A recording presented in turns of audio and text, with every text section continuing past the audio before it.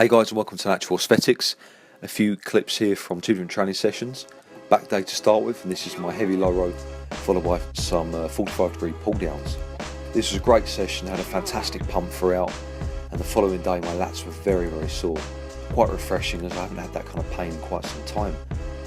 I just did more sets than I usually would do, and I didn't do any rack deadlifts, so I didn't waste any time doing the deadlifts to start. I went straight on to pullovers. And the problem with deadlifts and rack deadlifts is that they're very taxing exercises. They take a lot of time to set up, a lot of time to go through the warm-up sets, and a lot of time to do the working sets. You know, a good amount of rest between, and that time could perhaps be spent elsewhere. And I'm beginning to move towards more of a pure bodybuilding approach. Utilising more machines and just going off how exercises feel rather than doing what I think I should do because it's considered normal. I think people get stuck in the habit of doing certain exercises like deadlifts, and I had this conversation with a subscriber a few months ago, and since then I haven't done any deadlifts from the floor. So we spoke about how perhaps the deadlift was overrated, and I'm tending to agree now. I may include deadlifts again after the next few months if I don't feel my back's improving as it should do, but I'm doubtful. I really am. Deadlifts is a fantastic exercise for improving overall strength and overall muscle mass, but I've never done a real hard day of deadlifting, and the following day my lats have been super sore. I've been completely and utterly fatigued and kind of just tired all over, but I've never felt that real tight pump that you get in your lats when you do maybe lat pull down or low row, stuff like that.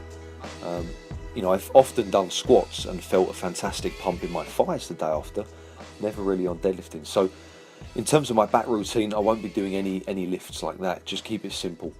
I'm actually also restructuring my lower body sessions, and I'm now starting my workouts with isolations, doing as much as I possibly can, trying to increase the reps and sets, before then moving on to leg press and then squats.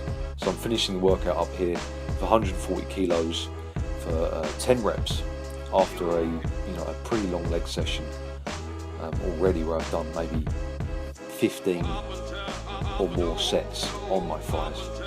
And one thing I can say about that is that it increases the mind to muscle connection while I'm doing the squats. I do feel it in my thighs a little more. I'm using less weight, yes. As I said before, I'm beginning to, more than ever now, move towards a pure bodybuilding approach. I want to get away from the kind of hybrid weightlifting, powerlifting, bodybuilding approach that I've used for so long, and just see how this works. And I think I'll be pleased with the results. I'm not going to include any exercises that I don't feel are going to be working the muscles that I want to work hard enough.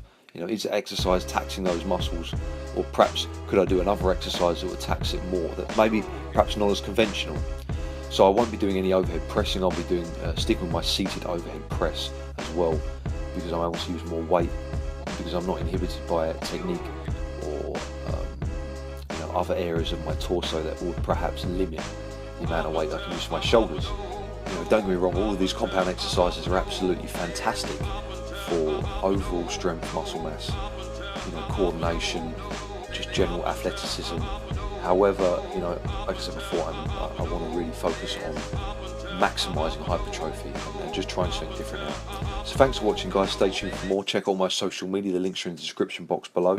Any questions you have regarding my training or dieting, anything towards natural bodybuilding, then just leave a comment in the comment section below, and I'll get back to your email, naturalaesthetic@outlook.com. Stay strong.